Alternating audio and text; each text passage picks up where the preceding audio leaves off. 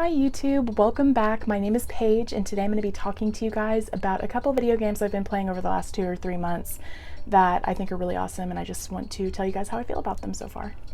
The first game that I'm going to talk to you guys about I played on my new 3DS XL, and it's called Earthbound. I don't know if I was just living under a rock or what, but I had never heard of Earthbound, never knew anything about it, didn't know it had this massive cult following. And I'm kind of sad that I just now figured it out because I feel like I would have really loved this game as a kid. Essentially, you are a 13-year-old kid and your name is Ness, or whatever you want to name your character, and you have to save the world from aliens.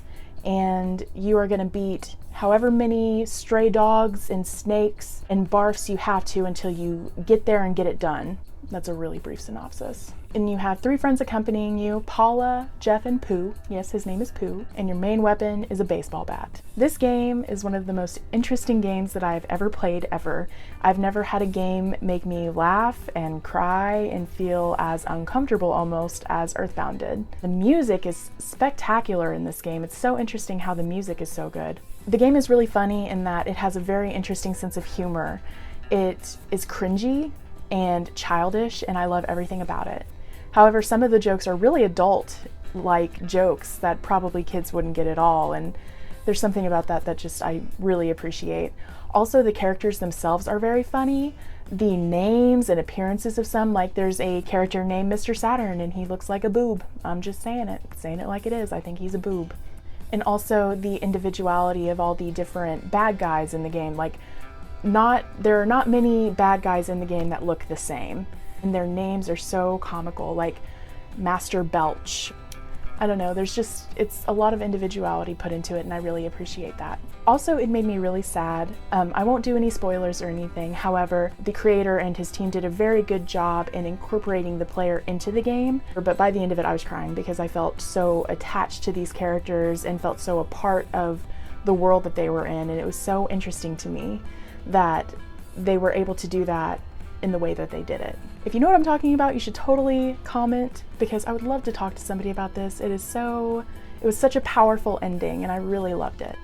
As for the uncomfortable part, there is a lot of adult themes for this to be kind of a kid's game, like police brutality, animal abuse if we're being honest, and child abuse. It's a very interesting concept, and it's all thrown into this game that's almost childlike, but it's very adult content in its own way.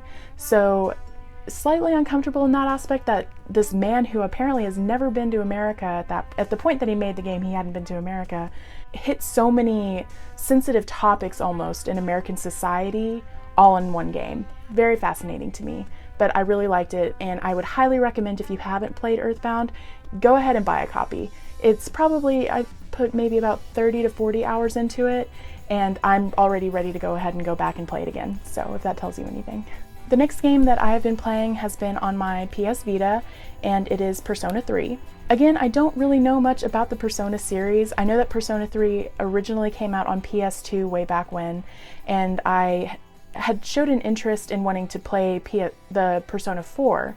My boyfriend told me it might be better to go ahead and start with Persona 3. He said that it had a really good, profound effect on him and that he liked it so much, and I was like, why not? So far, I only have probably about 5 hours into this game, so I can't tell you a ton about it. I do like the dungeon system and the combat system. I also really like how you are able to bond with the other characters in the game. I think that's a pretty neat characteristic. Like, literally you can go hang out with them in your spare time if you don't want to go into a dungeon or anything like that. So I think that's pretty cool. Again, that's all I really have to say on Persona 3 right now. I'm hoping to go ahead and dive into it a little bit more now that I'm beaten Earthbound and have that out of the way. So probably the next couple of weeks is going to be spent getting through Persona 3 and finishing it up. The last game that I really want to talk to you guys about that I've been messing with a little bit is a game called Bully. Bully was originally released on PS2, I believe, in 2005 or 2006.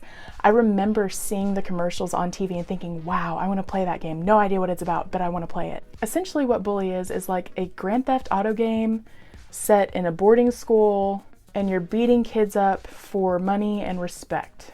And this is gonna sound absolutely awful, but I kind of love it. I typically don't like games like this just because I feel like it takes forever to get to the story and missions can get boring after a while, but I haven't felt that way with Bully. I really felt that way with Grand Theft Auto 5 for some reason, and I'm not really sure why. I just got tired of playing it.